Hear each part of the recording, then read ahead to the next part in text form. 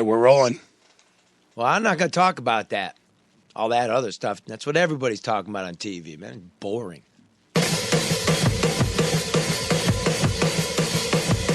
No bullshit news. Charlie, it's very simple. At this No point, bullshit news. Like most of your stories, it's false. No bullshit news. You are fake news. No bullshit news. stop with the media bullying. You're bullying me, bud. Yes, stop the media bullying. No bullshit news. Hot dog. Man, no shame in my game. No bullshit news. Man, I got a lot of mileage off of Wade McCreed, didn't we? We did indeed. What's he doing now? Well, he's no shaming. No, he's not fat shaming. Welcome to No Bullshit News. Replayed, not in its entirety, on 9:10 a.m. Mondays, 4 to 5. Kevin Adele, stop cutting up the fucking show. We give you a show, you put it on air, then you pay us. That's it. That's the deal. That's your content. That's the rules. Cut up my show, I'm gone. Amen. Right, Bob? That's it. Karen? We do the show we do. Whatever you say, Charlie. It sounds weird, Kevin. It's not cool when you're cutting it up. It's a holistic thing. It starts with an H. Look it up. Whole show. Also brought to you... W-H-O-L-E, not H-O-L-E. Asshole. Put that on the air. And anyway, yeah, brought to you 9:10 a.m. The Superstation. 50,000 watts. Also, we weren't going to rename this today the American Coney Studios. Because you don't want to know why? Do you want to know, in this era we're living in, where there's some political unity? American Coney Island. Because both the Donald and Hillary ordered American Coney Island to their jets during the 2016 campaign. Everybody loves America. That's a fact. Nobody was. I'm not going to even name the other ones. They're not even worth naming. That's fact. It's fact. They like those conies. Those conies are good. They're delicious. They're delicious. That's a proprietary chili. Do you know? And that? with the onions and mustard. Got to have everything. Those onions are Vidalia onions. Oh, those nice. aren't just onions, and that's not Sweet just onion. That's just not off the shelf chili. That chili company is owned by American Coney. You can't get it anywhere else. Do you know that? It's an original recipe. Yeah, it is. It's got Greek theirs. spices in it. I just like the plain ground beef and mustard. That's it. What's that called? That's the loose It's called a coney. Karen special. Oh, the Karen special. That's just it. Go No in chili, there. no onions. No chili, no No onions. chili, no And onions. Grace graciously lays it out. So whatever you want at American, they'll give it to you, and it's delicious. It's called a loose burger. Okay. Did you know that? Yes. But I like the Karen special better. That's sort of like Karen special's good. that's sort of like In and Out, based out west. It's the secret menu. You ask for the Karen special, and you're going to get what the guy next to you is eating, but you feel better about it. It was founded by Guest Carroll's in 1917. It's Detroit's oldest family-run restaurant and is the original home of the famous Detroit Coney dog with chili mustard and Vidalia onions, as we said. Located in downtown Detroit at Lafayette and Michigan Avenue, it is a favorite place of cops since the food there is always fresh, always delicious, and the joint is open 24 hours a day, 7 days a week, 365 days a year. It's never closed. I didn't know they were open on Christmas, too. I'm just making it up. Oh, that sounds good. He just changed Grace's hours. But I do know, people come in on Christmas Day and conies are given to feed to the homeless. Nice. It's a very charitable place. Nice. And it's very clean. Very clean. And they're Yes, supporting very the clean. chili cook-off. Yeah, which by the time people listen to this will be over. Thank you all for supporting widows and orphans of Detroit's finest and bravest. That bankruptcy is gone, but it's still... People are still here. It's still... It hasn't worked for them. It hasn't. Anyway, the dogs are not dogs. They're sausages. They're smoked. They're 90% beef, 10% pork, and a lamb casing. A lamb casing. Lamb casing. That's why they snap. They snap. They snap, Yeah, they do. And again, did I tell you how clean the bathrooms are? I've seen them, Charlie. They are clean. Stickler. Because I fixed the door the other day. What was wrong with the door? It's broken. And now it's fixed. And the whole joint is painted, freshly painted foundation. Mike, what are you doing? You're freaking me out. Got the big old barrel-chested, belly-laden fire union president over there stroking himself. He was thinking about those hot dogs. It's really weird. He was. Counting your conies. Yeah, you had a nice smile on your face, Mike. We're making Mike sit there and shut up till later in the show. But you got really interesting things. And we should tell everybody it's Mike Nevin, the president of the Firefighters Association. I don't got to tell him that. Well, nobody knows who Mike is. They still don't know who he is. Hi, Mike. Yeah, Mike. You ever eaten at American Coney? I went there on my wedding night. On your wedding night? After I got married. Your first wedding or your second? My wife and I went to American after before we ducked out of the Whitney and went right to American, had a couple conies, and then took off from there. My beautiful wife, Kristen, the fire girl. I was at that wedding. Yes, you were. Your brother's a trip, dude. I know. He looks just like you. You guys could be twins. Looks just like, look, any guy in shape with a goatee. You know what I mean? Who's the guy in the Golf Channel? You guys could be twins, trust me. Faraday? Is that his Colin Faraday? He's an ex-police officer. He did his 30 years in law enforcement. You'd never know it, would you? I don't know. Because we don't talk about it. I only saw him that one time. I mean, well, it's not like we being with you is like being with him. It's really weird. It is. That's why I love you. Take the mic away from me. Okay. Take your mic back. Okay, can't come downtown? They also have locations at the Detroit Zoo and the D Hotel in Las Vegas. Or order Coney Island kits straight to yours or a friend's door. Go to AmericanConeyIsland.com. Or your jet. Or your jet. Trump, Trump, Trump, Trump, Trump, Trump. Man. Damn. Before we get to that. Well, I want to welcome a new sponsor. This is excellent. Right on time. Hello, new sponsor. Yeah, boy, right on time. Let me start by quoting the copy here and then tell you why it's important that you call our new pal, Luke Nowacki. Some of us are secure with our finances right now. I'm not. Not this show, not the listeners of this show. But might not be as prepared as we need to be when planning for our future financial obligations. Whether it be pension planning, life insurance, college savings plans, or tax-deferred investments, Luke Nowacki? Nowacki. I'm sorry, Luke. I knew it was Nowacki. You got it. Love you, Luke. Luke Nowacki can help answer all of your questions and help plan for your future finances. Call Luke at, grab the pen, or mark the podcast time right now. You can go back and get this number, 248-663-4748. It rhymes. 248-663-4748. Set up a plan today. Here's the right. I have to read this. Yeah. Do the legal speak, yeah. Because I want to hear the number again because I love the rhymes. 248-663-4748. That's the number for Luke Nowacki. That's right. And it rhymes. Securities and investment advisory services offered through Royal Alliance Associates, Inc., member FINRA, SBIC, Royal Alliance Associates, Inc., it's separately owned, and other entities and or marketing names, products and services referenced here are independent of Royal Alliance Associates, Inc. 11 minutes, or 11 seconds. Nice. Pretty good? Not bad. Did that sound like, like a real radio commercial? That was good. But listen, yeah, Luke, man, you see the Dow was really rickety, right? Up and down all week long. Oh, my God, man. And news of the huge tax cut that was actually going to bring more revenue into the government. Not so much. Not true.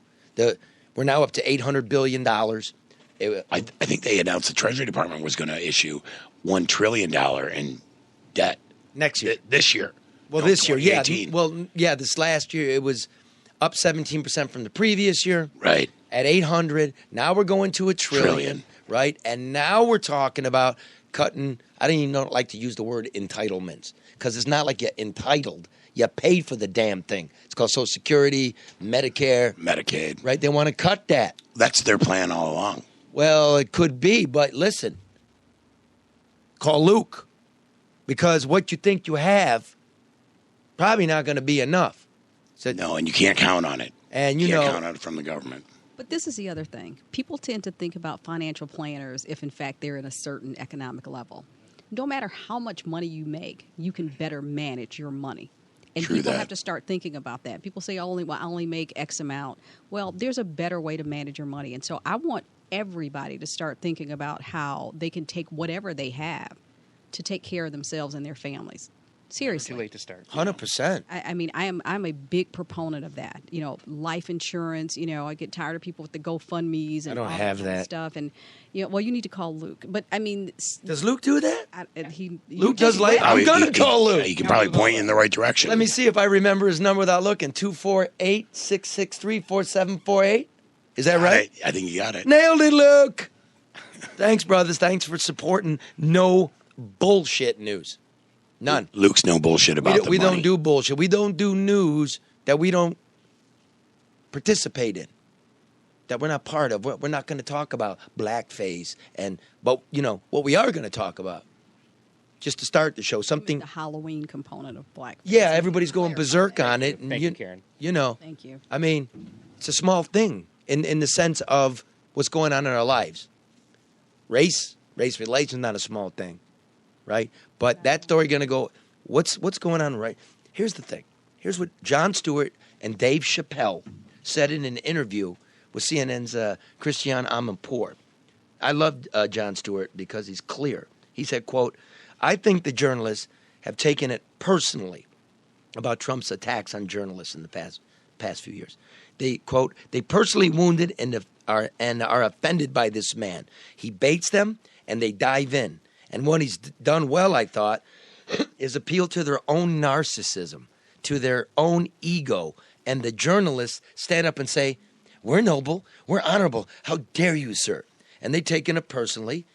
And now he's changed the conversation to not that of his policies might be silly or not working or any of those other things. It's all about the fight.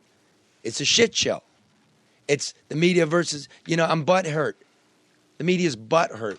But we're really not diving in to things that affect our lives. Not deeply. 1 week, the next week. So last night I'm looking, and I don't have cable, so, I was out.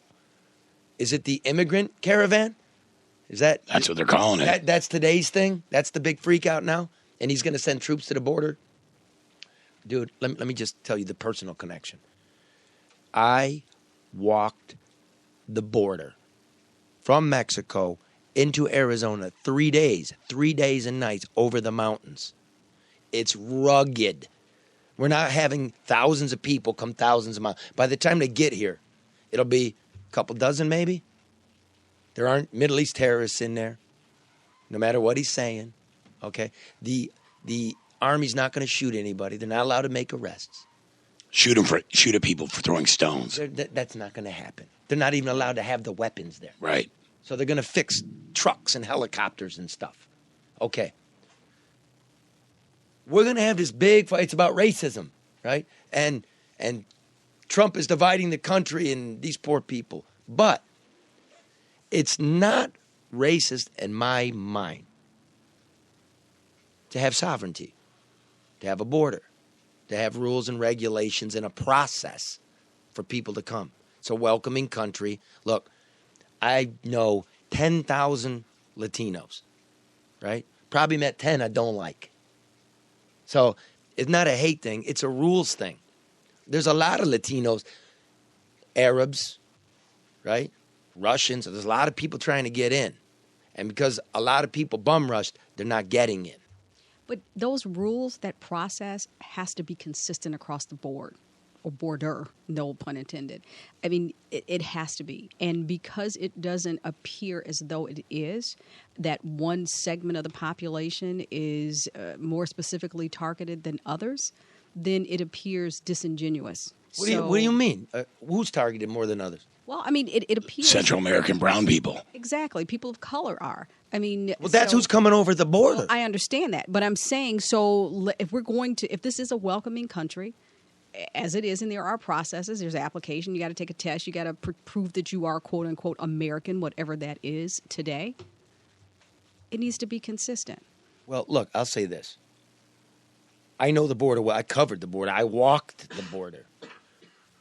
Brazilians come over, Chinese come over, Russians come over, Serbs come over, and I know each of those groups personally, people from those groups. that have come. You get caught, you're gone. So if you think this is a Trump racist thing, and believe me, y'all know I didn't vote for him, nor did I vote for Hillary. I'm telling you, as a person, as your brother in this country and on this earth, I'm your family. I don't think my view of having order and process is incorrect, and I would like to play you a clip from a man I admire. He's an obscure senator, former senator. It's back from 2006. I don't know if you ever heard of him, but go ahead and play this, Bob. We all agree on the need to better secure the border and to punish employers who choose to hire illegal immigrants.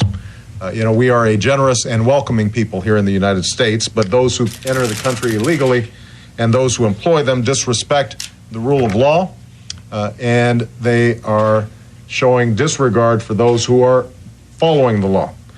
We simply cannot allow people to pour into the United States undetected, undocumented, unchecked, and circumventing the line of people who are waiting patiently, diligently, and lawfully to become immigrants in this country. So that's why we need to start by giving agencies charged with border security new technology, new facilities, and more people to stop, process, and deport illegal immigrants.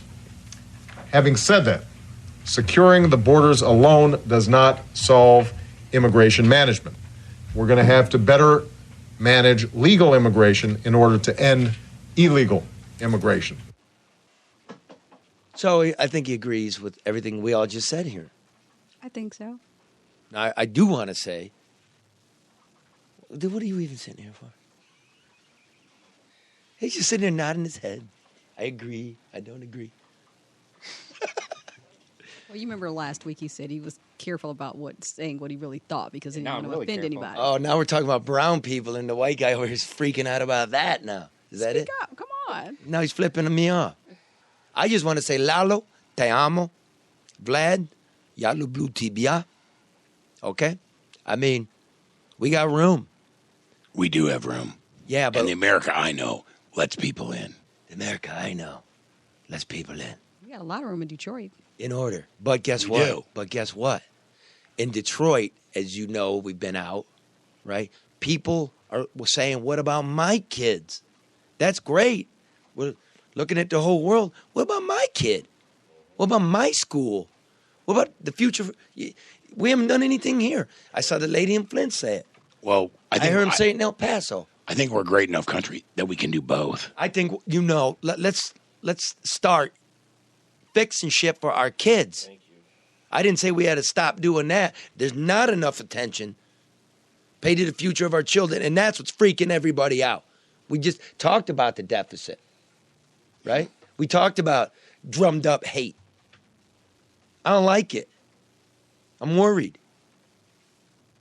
Well, we're seeing it more and more. I mean, look at what's going on with the politics of fear.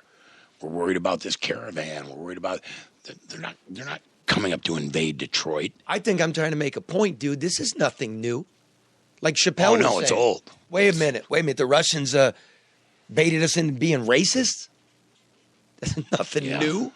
Trump, as Chappelle said, did not create a wave. He's riding it. He's surfing it. Yeah. I've been hearing this shit my whole life, right? Because remember, the big wave when I crossed the border, I walked in these weeds.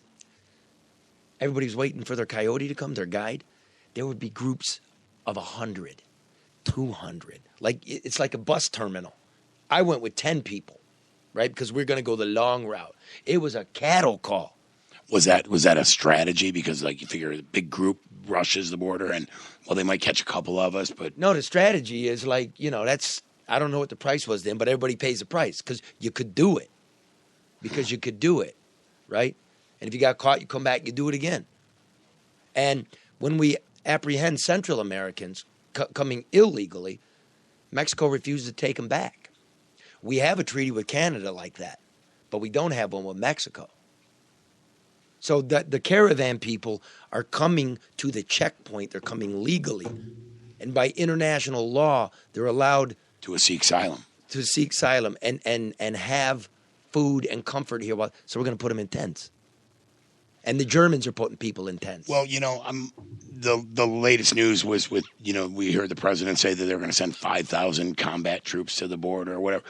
How about sending 5,000 judges and lawyers and process them and get them through the system and get the people who are entitled to asylum, give it to them, get them in. Why are we sending the army? But do you know, once you're processed through immigration court and you're given a date to come back, that 90% of people don't come back? No, that's not true. Yeah, that is true. No, that is not true. That is true. 90% of them do come back. They don't, bro. They don't come back. There's not enough lawyers. They can't pay. They don't come back. It's exactly the opposite. Google it. Where do they go in the interim is my question. So when they get the date, and what happens to them between the time they get the date assigned and that actual court date? Where do they go? They get a bus ticket to a family member in Miami or Los Angeles or Chicago or Detroit. And either you get lost or you don't. And that's how it works. That's when we were down in McAllen, Texas, met the little boy Domingo and his mom. They were going to L.A., and he was beautiful, this kid. He said, are the streets very big there? They're really good. Yeah, they're really wide. Are the schools very nice? They're very nice. And I gave him $20, said, don't tell your mom. And I told him to be a good boy. Grow up. Because good boys grow up to be good men, and bad boys grow up to be bad men. And I didn't want his first steps in this country to be mayhem and cameras in his face and detention cells, because what kind of man does that make a little boy? I don't hate you, bro. I love you, man. And he got his ass beat. He ran away, and he came from, I think, Bob, do you remember where Domingo came from? We were in McAllen, wasn't he? Honduras or Guatemala, right? Yeah. Yeah. Central America. I want to say Honduras, but... He made that whole trip, and he got to the border, and he freaked out, and he ran away, and the coyotes caught him and beat him silly. Yeah, it's a sad story. That's an 11-year-old boy. That's terrible. That's the real life. Look, Bob, instead of doing his job, is like, I'm going to Google this. 90% do come back. Because I saw it on MSNBC. NPR. Yeah, sure. Yeah, and then you Google the other one, they're going to 90 don't. Pretty sure. It's been in our stories, so you didn't catch it then. All right, so I Googled immigrants coming back to court, and on the first search, the number one response was majority of undocumented immigrants show up for court. Define majority. Well, yeah. Well, wait, Relative show up for term. court or show up again for court? See, don't do this in the middle of the show. And by the way, you're 90%. Majority is not 90. Well, it's on the internet. It's true. So He's looking at NPR. It must be true. It's on the internet. We're gonna come back later with Thanks that. to Al Gore. right. All right, listen. You're still doing it, aren't you, Bob? Bob, we're in the middle of a show, man. I'm listening. The freaking Googling over Joe's rubbing off on him. Look, Bob's part cyborg, man. He's so into the phone now. And do you know we're all cyborgs? Right. We are. They're just not implanted in us. The machinery. See, I need some of that machinery implanted in me. You're gonna start with the liver, man. Well, probably. Electronic liver. If I could get a voice box, that would be great. You're starting with your driver's license. That's the first step. There's now going to be a chip in your license. So, I mean, they're going to know everything. 1984 is... Well, a chip. There's going to be a chip in your license? Mm-hmm. Is it going to track location data? I would imagine. Oh, wow. So your phones that changes capture everything. Data, your computers, if you don't cover up your camera, I mean... Seriously. I wouldn't, if I was y'all, I wouldn't cut my cocaine with it. Sound advice. Use the credit card. It's fine. Put a piece of tape over it so it's not spying on you. What's next, Charlie? Oh, I got to tell you my Ray Liotta story, man. I went into Canada, cut some narration for a documentary, right? And they thought I was smuggling cocaine because I didn't come with any luggage, just a duffel bag. So they made me go into the room and take my clothes off. I come out of the room where you take your clothes off. I look to my left, and Ray Liotta's coming out of the room when they make you take your clothes off. What they think he was smuggling? I don't know. Goddamn Ray Liotta. So then they say, you don't have a permit to work here. Now you got to go over to this line over here in customs. I go into a room and I'm getting the stamping and this and that and that. And I come out of the room, and who's coming out of the other room? Ray Liotta. It's unbelievable. Was he working there too? Yeah, so, go do my thing overnight, come back to the airport. Sir, yes, I'm standing on. I said, you've been randomly selected for a frisk. Please spread. I do. They feel me up. Turn around, sir. I turn around. Who's got his arms in the air? It's Ray fucking Liotta. I said, Ray. We go get a coffee. I go, they don't treat Tom Cruise this way. Never go to Vancouver. Oh, man. That's too bad, too, because Vancouver's a nice city. Oh, it's an awesome city. A lot of junkies, though. Really? Oh, yeah. Oh, bro. Huh. Totally. They put up with it, It's a beautiful city. And if I was all you junkies, I wouldn't be caught my smack with my driver's license. Not with the chip in it. Taking pictures of you. Okay, you know what? This is called no bullshit news. Here's the thing about Jon Stewart, CNN, Fox, New York Times. I'm not worried about them. That's all noise. You know what you should be worried about? Your local papers. They die, you don't know anything that's really going on in your life, right, Mike? That's true. That's a fact. Can't keep track of the dollar. So if something's presented to you like a bouquet, we all thinking everything going on is a bouquet, and you don't smell the gangrene coming right up that stalk. So I worked really hard this week to bring you news that you're not going to get in the paper, that you need to know. This is original. The important news. This is why you're in it. And let's start with something salacious like Strawberry Green. Right? I'll remember her. Okay, the murder of Tamara Strawberry Green has become the stuff of Detroit legend, a whodunit of sex and politics and power. The most incredible plot was a simple one. She is said to have danced at a party at the mayor's mansion and was executed on the orders of Kwame Kilpatrick because she knew the names and proclivities of the powerful attendees of that party. And now, remember lawyer Norman Yatuma? He was chasing that thing forever. He's coming back out again and offered $100,000 for new information leading to the arrest of her killer. Now, here's the funny thing.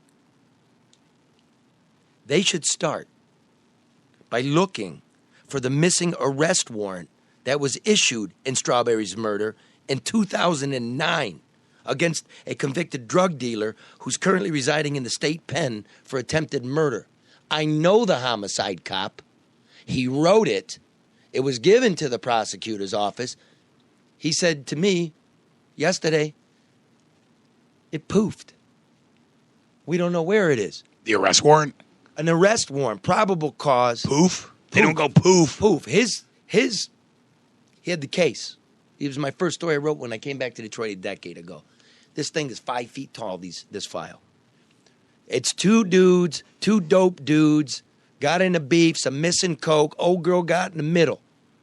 Wasn't a professional hit. It was a drive-by. Professionals put a gun in your back of your head. He driving around in a white SUV with his left hand, firing it out a window. No. And there was the guy was killed too, right? No, he lived. He lived? Yeah, and they had him on a dope charge in Romulus, and somehow he slipped away. Where's the warrant? Norman, I called Norman a couple times today.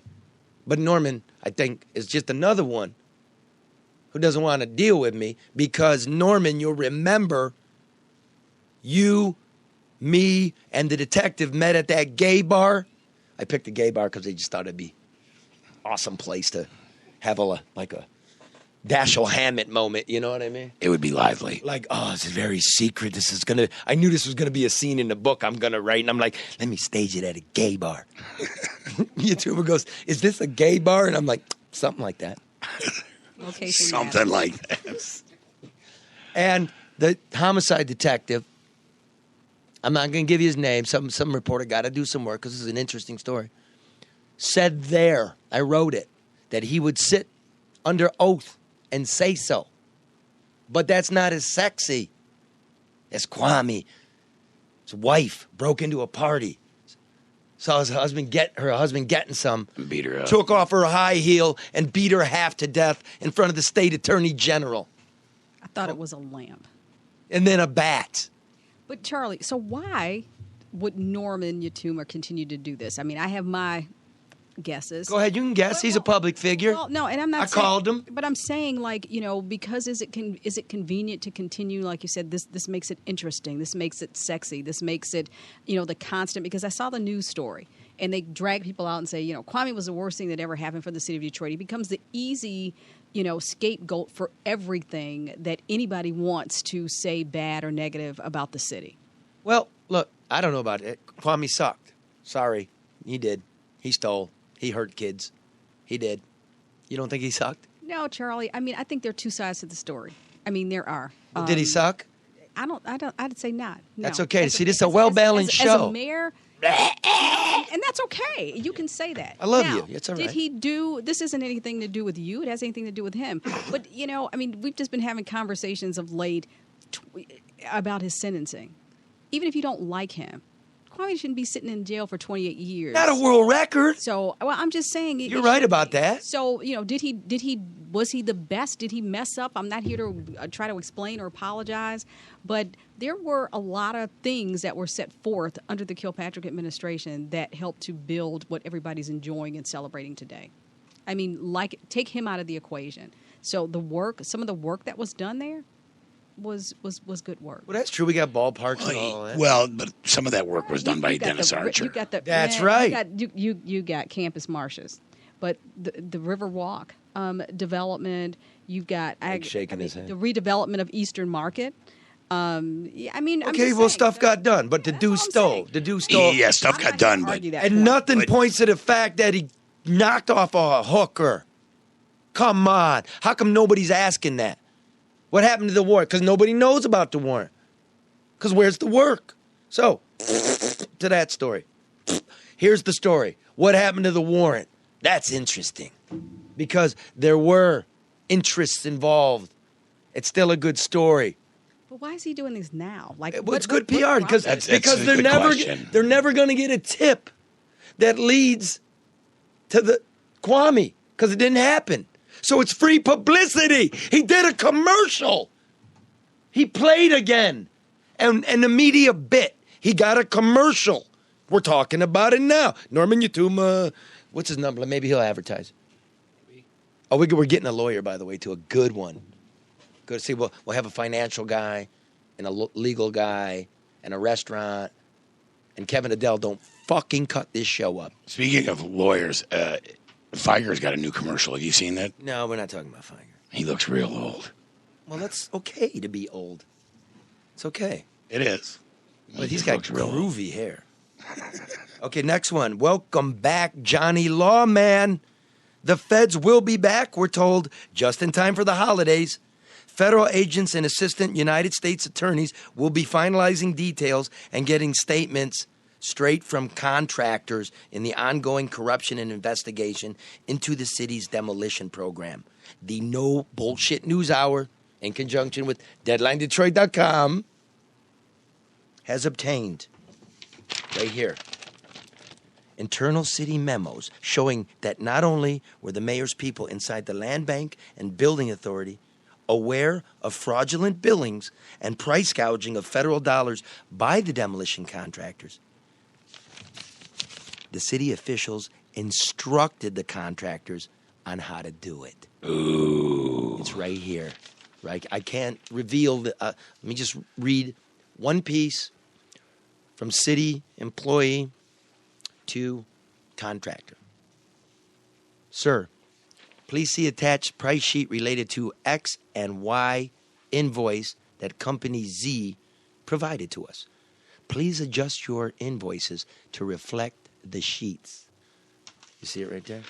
Spreadsheet here. Here's the original bid, and we want you to change it to this. And they put that in an email. They put it in an email. What they were doing was, without paperwork, just cutting them a check. Come on back later with the paperwork, and we'll get reimbursed by the state. Except, see, what it did wasn't legal under the terms of the federal rules, so we're going to manipulate it so we can be within the federal rules. Man. After the fact? After the fact. Oh, you can't do that. You can't. We reported that with change orders. Like, these change orders appear a year later after people were paid. Can't do that. No, it wasn't an accident. It wasn't we went too fast. Didn't you do an interview and uncovered a lot of this that was going on, Charlie? And I believe, if I recall correctly, the mayor said he lost sleep over this. That's exactly what he said. And he said to me, absolutely, these were negotiated prices. And I told him, you can't do that. Everybody knows it. So, you know what makes me sad? When I go to an event last night, and very prominent reporters in this town know this, and I go, well, where's the work? And they say, well, boss doesn't want it. We're going to wait till it hits. Once the feds come and drop some indictments, then we'll pick it up. We'll wait till you do it, Charlie. And then... Yeah, I'm out here in the woods. So, Charlie, what, in your opinion, is different now? Because once upon a time, you couldn't make an improper left-hand turn if you were affiliated with the city in any capacity without the media scrutinizing and just having it blasted all over the front I wish, page. sometimes Now? you would just speak for real. Like you're couching it. I know what you're saying. You're saying if Kwame got 28 for manipulating contracts, what's this dude get? Is that what you're asking? That's part of what I'm asking. Okay, what's Yes. the other part? Well, the other part is that the level of media scrutiny, and I've said I actually did an op-ed, I believe it may have been for Dayline Detroit, that said, once upon a time there was nothing good about the city. Everything was bad. Everything that the media wrote about the city was just devastating. Now, the water's cold, the grass is green, crime is down, the Skies sun are is blue. out, the sun, and I'm like, what happened? What happened? Well, look. I think there's less people looking. We got some cool stuff down there. There's no doubt. A lot of cool things. Good things are But going on. not so good that they're overshadowing the reality that still 90% of the people in this city That's have to what experience. we must understand, the financing of it. We must look into the fact, is crime really down? Is fire response really down? Are ambulance coming faster? How do you pay for all this when you don't have anything? Who's stealing what? Stealing stopped? No. Look, again, folks, my town too. I couldn't be happier that there's things to do and people are coming back and we're seeing each other again. Rotten things are being taken down and new things are being built up. But it doesn't excuse the media from just buying into it. And every time a new watercolor painting comes along, we're going to tell you how great that is. And then it doesn't appear. And yeah, if the last guy got 28, horrible for all of us. It just hurt. The bankruptcy, horrible, just hurt. And if what these documents are saying is true, how could you? Maybe it's the names on there, Charlie. Maybe that's it. Can't give them. No? If I was to Give 'em. tell you. You'd have to kill them. Here, look at this name here. So, Hold on, Bob. Right there. Karen. How about that name? Wow. That's wow. You That knew- one. You knew. And that. Yeah. Oh, no. And that. Uh-oh. Yep. Oh, wow. big names, Oh, folks. Charlie. Big names. You got copies of that, don't you? Because, somebody's going to try to take that original copy from you. That's crazy, though. Come But try to I'm get trying to it. figure out who would be so comfortable or confident to do something, advise something so wrong in an email. And why scheme it like this? Well, why scheme it? But you're comfortable enough to do something wrong and put it in an email, which Have is for you. evidence. Yeah. Okay, on to the next one. Wow. Dancing with Mr. D. Already roasted by running mate Garland Gilchrist II, Land Bank Ghetto House. Gubernatorial frontrunner Gretchen Whitmer should be careful with whom she dances should she win the high chair come Tuesday, which looks to me like she's going to easily. We have been told her camp is in talks with City Hall to fill the position of Chief of Staff for the governor's office. A statement from Whitmer's camp to me when I asked, neither confirmed nor denied the negotiations, saying, quote, she has not interviewed anyone for potential roles in her administration, and no job offers have been made, unquote. All I can say is be careful, Gretch. You know who is red hot, and he's up to his neck in Flint. Do tell. Do tell. Do tell. Let me just put it to you like this. As an aside, Dave Masseron is what? The chief operating officer? The names keep... He's real close to Doug and legal advisor. I've gotten legal papers from him on this demolition stuff and Duggan's name. What's his position currently? I'm not going to get caught into that with these bozos downtown. They keep, well, that's not his title. Look, he's like basically chief operating officer and head legal counsel. He's a Duggan confidant. He's inner circle. Yeah. He was the guy that put the Flint water financing together. He's square in the crosshairs of Flint. If he put the Flint financing together? Yeah, the bond financing. He sure did. To pay for their new water system. Yeah, to get the money. A bankrupt town, how do you get financing when you're not allowed to get financing? Financing for poisoning people. Turns out they got poisoned. I don't think that was their intention. No, but that's what happened. But the pretense of why you got the financing, that's the case. Now, we did have Flint prosecutors in here that would neither confirm nor deny this, right? RICO charges, whatever. But if you do get some big position, whether it be chief of staff or whatever it be, what's the odds of this thing getting done, being seen through? Where would be the justice for the people of Flint? Slim to fucking none. Are we going to see that? Are we going to have an attorney general that wants to slow it down and take a look and maybe drop charges? You understand what I'm saying? Neither Democrat nor Republican, not a partisan. Power to the people. I mean it. I'm from them. And you know what? How I grew up? We're supposed to be the punks. We're supposed to steal stuff, break into houses, do all that. We don't do that. No. We don't do that. We honor our contracts. We treat people right. So, like Gilchrist, she's picking a guy who's... Maybe. In discussion. But somehow is tainted. Why wouldn't you just pick somewhere else? Huh. Political favor. Political favor. Yeah. From whom to whom? And that's how politics works. I mean, so you... We know how politics works. And I'm not saying it does work. Well, I mean... Favor from who to who? Well, if in fact she's pulling somebody from this administration, then obviously the mayor. Yeah. I mean, that's a pretty obvious connection. Paying him back. Well, that's how you want to call it. But, I mean, when people help other campaigns, whether they make donations, you're buying access. If, in fact, you've got your team or, your resources behind someone, I mean, there's reciprocity in that. What'd you say, Mike? For sure. Mike Nevin on the line now. Just switched microphones. Yeah, but what were you just saying to me? I'm not the white guy that flipped you the finger earlier. No, what is it you were just saying? You were whispering something to me. What was it? I can't remember. He was whispering, Charlie, maybe he didn't want to say. Oh, you can't remember? No. If you're going to fuck around like that, you can go, dude. I'm not going to play with you. That's fine. This is no bullshit news. Fine. What did you whisper to me? I don't remember. I'll tell you what you said to me. You said Gilchrist also worked for Duggan. Okay.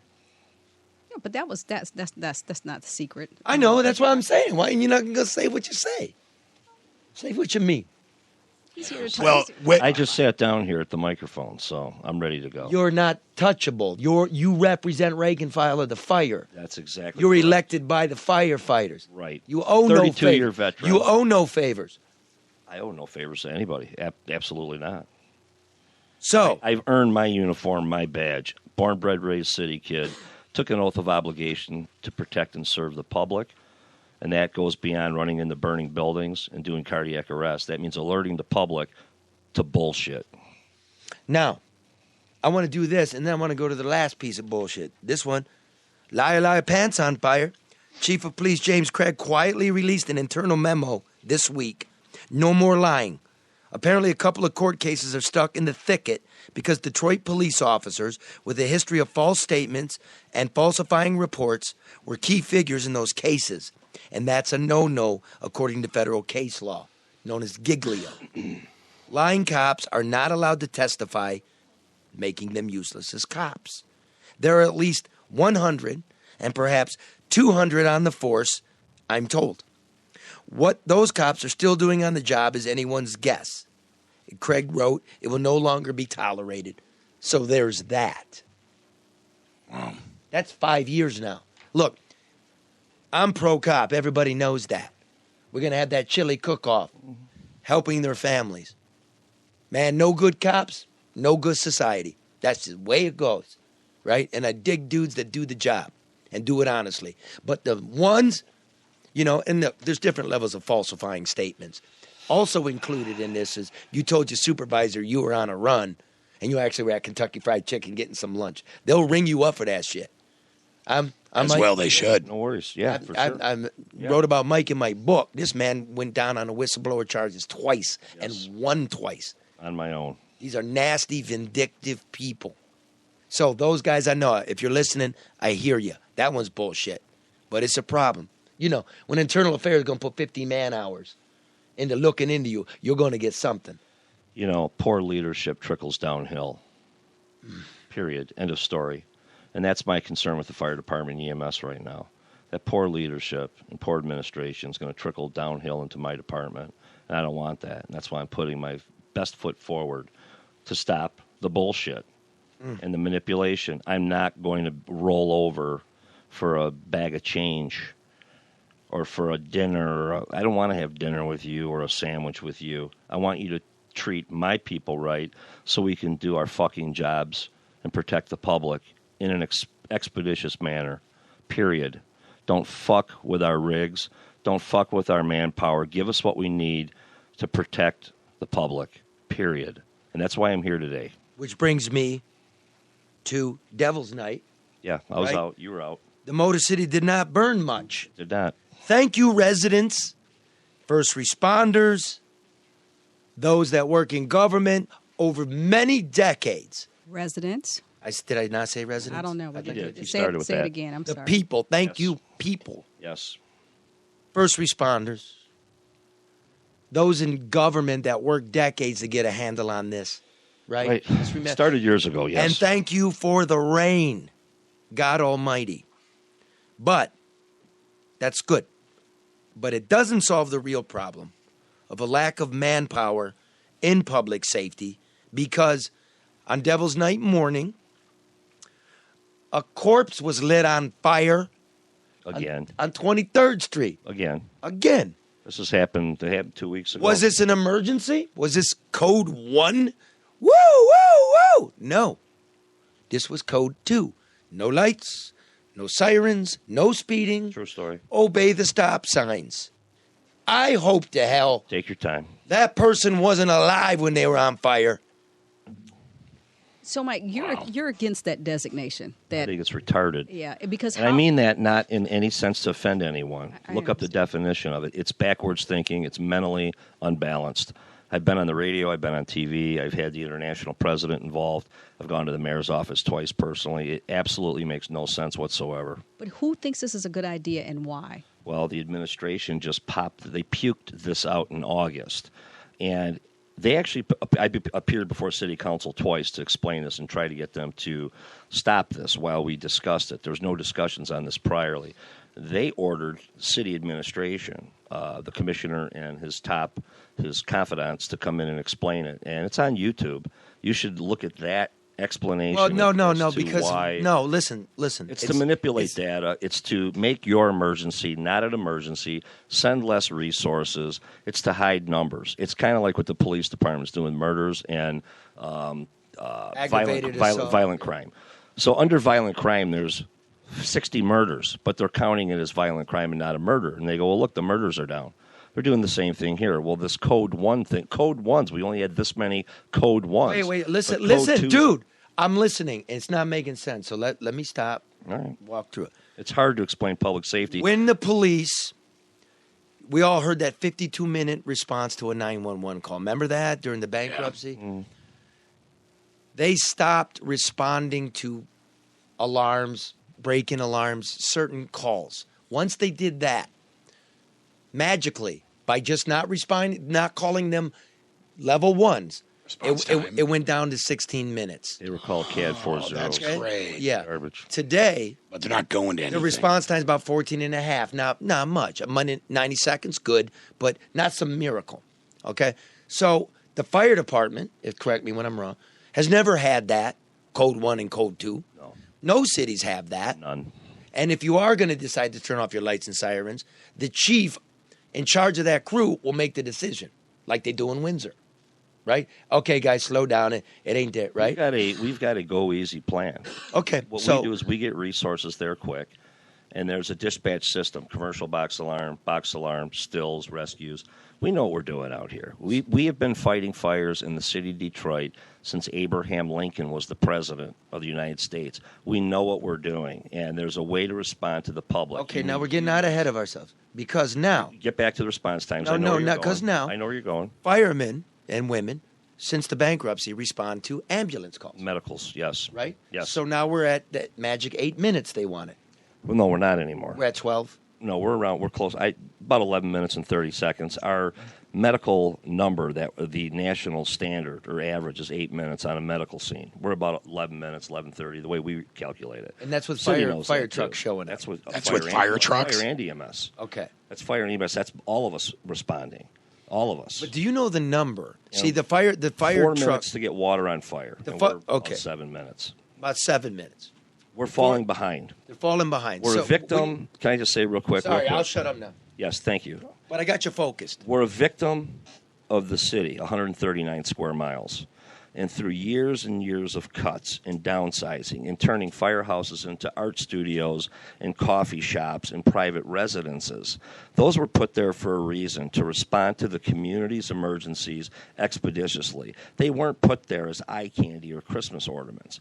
They were there to protect the public. We had EMS, we had fire. Honestly, there should be a police car there, too, to be quite honest, responding with us. I won't get into that, and I've asked for that. But they've cut so deep that now, in order to make the narrative of things going down and getting numbers and runs going down, fires down, things are getting better, they're going to take a square peg and jam it into a round hole by manipulating the data. We can't get to where we need to be. We're a victim of 139 square miles. We're a victim of the largest international waterway in the United States. You can put San Francisco, Boston, and Manhattan inside the city of Detroit. San Francisco and Boston have comparable sizes. Hey, with you said that! With departments twice the size. Goddamn speech. Dude, question. Do we have more, the same, or less firefighters than we did at the bankruptcy? Less. Less. We're down. Do we have more engine houses, less, or the same amount open? We are down. We're down. Although we have opened one, but we're down. So we got less firefighters, Correct. less machines working on the streets, and magically response times are down. That's what we're being told. Because fire took over MFR, and we started doing more runs, double the work. So that was able to correct the medical emergency situation we had in the city. Thank God the fires are down. The demos are working, but let's be honest about the demos. The same amount of demos per year have been happening now for, 6 years? 7 years? No, about 30. Yeah, I mean, they're demoing the same amount of... Eventually, you're going to run out of stuff to demo. So the demos are working because that's fire load out there. And the fire load, listen, timing is good for everything, and our fire load is down right now. Let me just throw two things out there and tell me how this fits into your equation. Declined population, and two, the conversation about at one time in terms of categorizing medical calls, because you get so many calls. At one time, that was attributed to the delayed response time. Correct. Because whether a senior citizen wanted company, whether somebody had an ingrown toenail, there was no categorization of what type of resources those calls are dictated. Well, we've got a system that was bought under the Dave Bing administration called the ProQA system, and it's broken. It was a system that was designed for a rural community, not a city, and it's got our codes and our responses for medical screwed up, period. Now we add this layer of buffoonery on top of it, and we've got broken public safety right now. Yeah, let's go like this. Let's be simple for the people, not what programs we're using. When a fire truck shows up to a medical scene, you showing up sometimes in your bunker gear, Yes, in always. your carbon stuff, covered in carbon. Yes. Okay, and you can't transport No, to the hospital. We stop the clock. That's what we do. So you stop the response time. Oh, we got there in 8 minutes. Right. But we're still waiting for the ambulance. Correct. You don't have the stuff an ambulance will have. You have like a defibrillator. We have our basic Narcan. medical. That's all good. Correct. That's a good thing. We're saving lives. I support that.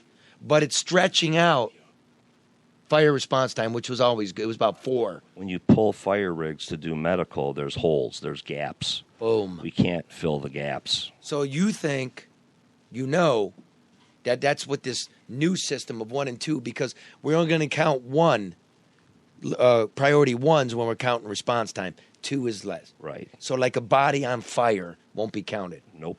A person, what about when you have Cardiac arrest? cardiac arrest? No, they're sending EMS on 2, so they can't count their times under the priority 1s. Cardiac arrest is a 2. It's a 1 all day long. I know, They're sending fire on 1. But what they're doing is if they can bounce a fire rig out there on a code 1, we can stop the clock. And then they'll send EMS if they can find one available, code 2. So our guys are doing CPR. We're pulling up on the scene, and people are saying, where the fuck were you guys? No lights, no sirens, EMS. We already took our mother in a private car to the hospital, but you fuckers wait right here. We've had medics assaulted almost every weekend for the last 2 months. And I'll tell you, our medics are catching hell. Our firefighters are catching hell. People's homes are burning up. And we're going backwards here. So when residents hear this, what should they do? Because the narrative Call the mayor's is now, office. I'm just asking because the narrative is taking precedence over public safety. What should they do? This is ridiculous. Let's let the You've got so outrage many- seep in for a minute. You're not outraged? It's ridiculous. I don't have to yell to be upset. Well, what you lived there. I understand. Trust me. Listen. And you know what? They're I gonna understand. paint me, and they are painting me politically as a bull in a china shop. And Nevin's Because you're telling the truth. Because I'm telling the fucking truth. Well, And you know what? This isn't about wages and benefits and health care that you ripped out of our pockets. This is about saving lives. It's about people's And, lives. and let me add another layer to this. How many PTSD incidents have been reported from police and fire and EMS in the city of Detroit? I know what the numbers for EMS and fire, 0, because there's nothing there to help our people after doing 12,000 EMS runs a month, 4,000 fire runs a month, 2,100 EMS fire runs a month, near 7,000 runs a month. Our people are picking up from one incident and going to another. At 12:45 this morning, the Detroit Fire Department and EMS pulled 3 people out of a dwelling right off 94, just before when I was walking in here. Our firefighters, the Medic 6 got pushed out of this fire a couple times, and our firefighters got in there, and that was over on Claremont. We pulled out an adult and 2 children. It was a priority 1, thank God, but it was a box alarm and the caller. And the city is walking back this program. And they keep saying, well, they're changing it. And our commissioner got on TV and said, well, we knew when we did this, mistakes would be made. Well, let me say something. When you fuck around with public safety and you make mistakes in public safety to a system that's been in place since I said 1860, mistakes have names attached to them, they have families attached to them, and funerals. People die. People freaking die, and our firefighters are going to get hurt. And I tell you, you send our guys on a code 2, and I was out with some representatives over Devil's Night period, and we went on some of these runs. We went on an assault, and we went on a fire on the east side, code 2, where the caller said, I called, how come 1 engine came? And they said, well, they called for more later, and they showed up. My guys get on the scene, and they cowboy this thing. I got 1 driver going to the hydrant for water. I got an officer and 2 firefighters saying, central office, this is engine 52, give me the box, and they go in. They go in, and they're cowboying it, and there are laws. That means they're alone. There's supposed to be alone. another crew there. You send a box. You send the right resources. A box is 2 engines. How do 3 you engines. rebuild a 1 city? truck. How do you promote a city Can't. as being rebirthed, rebuilt, revitalized, and you don't have the basics of public safety You know how covered you do for it? that? It was not included. Having said that, I'm out. Let me say, I'm going to jump on you. having said that, You create a new system to hide the truth. well, having said that, the department's better than it was, actually. It, Well, it it works is. better. But now we're getting to a point of ridiculous where you want to get, basically, there's an insurance wrap to this thing. If the city looks like it can respond, it's got the equipment, the insurance rates for homeowners will go down. One way to do it, if your response time for fire is going up, your insurance not going to go down. They're coming back in November to take another look. This isn't over. Because you've been shooting your mouth off. I don't know. I don't know. There's no way to do it, man. Listen, we have 139 square miles to cover, and we can't get from A to B. Add the bike lanes, add traffic. I mean, and then no lights and sirens. So real quick for her question, because I yelled on it, and she's right. What does the citizen do? What should they do? Throw people in the car like we used to do? Or should they wait and be patient? Is that what you're asking? When people call 911, regardless to where you live in this country, you shouldn't, number one, have to try to understand what public safety is. You shouldn't try to understand if it's a code 1 or code 2.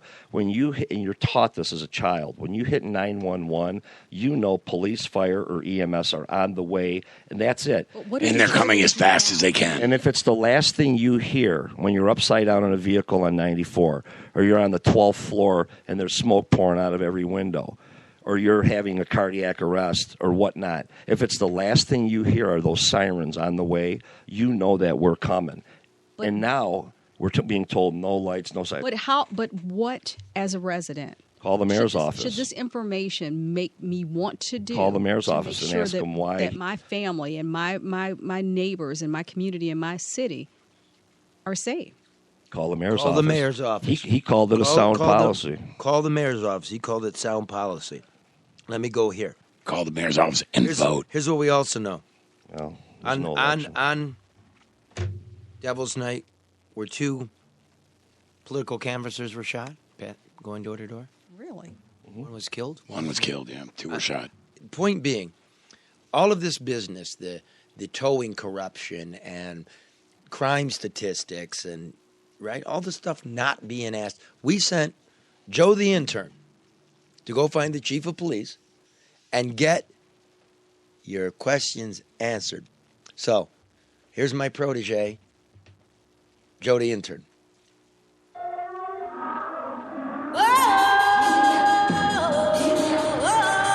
No bullshit. We're at Eastern Market, down here by Shed 2.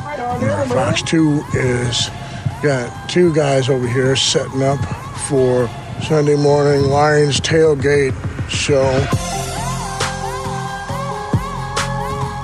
Chief Craig is supposed to be here. We got a few pointed questions for him, and hopefully I can get at least one of them scrolls off before I get thrown out. This is a private event right here. Right, but I'm with the news media.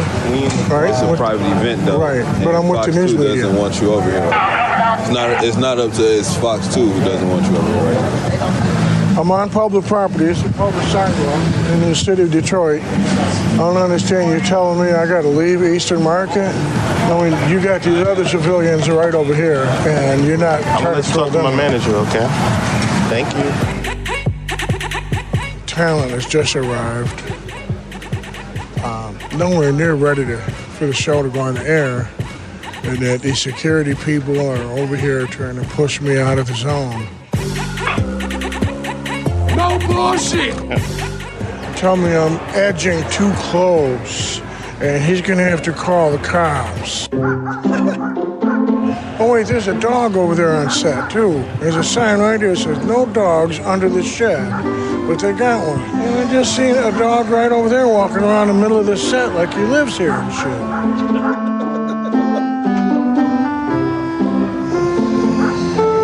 Oh, there's Chief Craig way the fuck over there. Time to get thrown out. You're gonna get arrested. What's gonna happen? You're gonna get arrested, man. You're not supposed to be in this area, man. They designate you to be on the outskirts of that street, close to the street, not in the river. You got a job to do, I got a job to do. Hey, Chief Craig! Hey, Chief Craig!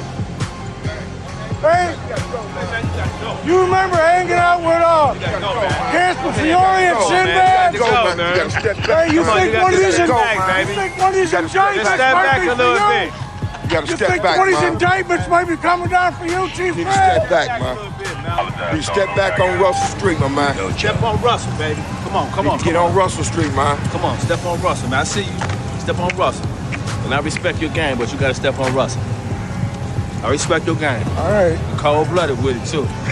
Cold motherfucking blooded, man. You can't do it right here, though, baby. Uh-oh, the guy flagged over a cop. He's going to try to have you arrested now. Wow. How you doing? I'm doing good. How you doing? Real good, real good.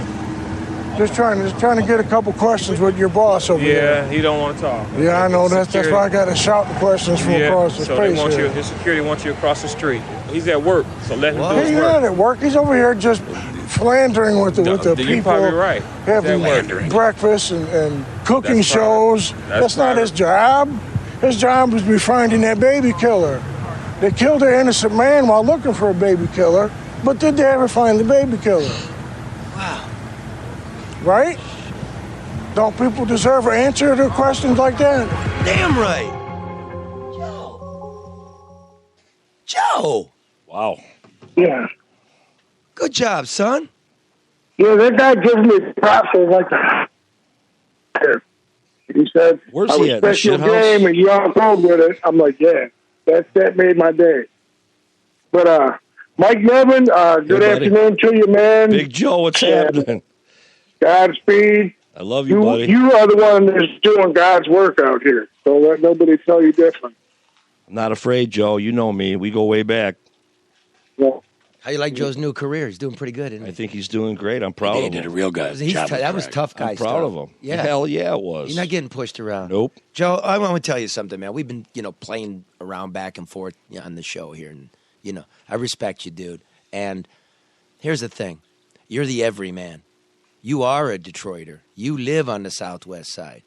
You have to put up with this. You're a citizen who wants some answers. Those are great questions, terrific questions. And that's how the everyman, the citizen who wants to talk to his leadership, is treated. I've heard it week after week. Right. You still there? Did I get cut off? He's thinking. I'm just We're letting still it- here, Joe. I'm just letting it sink in, man. He's proud of you, Joe. Yeah, I live over in the shadow of Ladder 22. You know what that is? I sure Mr. do. Nevin. Yeah. Yep. Right around the corner from Telway. That's How do you feel about getting abused around like that, Joe? Like, look, man, you actually came with real questions. What about the indictments? What Right. about your But relationship? I had to shout my questions from 100 feet away, man. Because they didn't want to interrupt the cooking. Right. He was over there, and basically, other than hearing the commotion over to the side, he glanced over for a minute. He saw security had it under control, and then he focused back on set. So he's like oblivious to the fact that I'm even there trying to ask him these questions. Well, now they're not oblivious because the security pulled up and told you get on now, right? Well, but it's also not a press conference, so maybe that was just unexpected. Guess what? You know what? I'm tired of that. Hey, Joe, listen to me. He's got a right to ask. Yeah, Joe, listen. I'm tired of the press conference and the behaved stuff and nobody knowing anything, right? It's not these public servants serve the public. They don't do media shows. Let's have the answer. You're right about you killed a guy looking for the baby killer. Did you even have him in custody?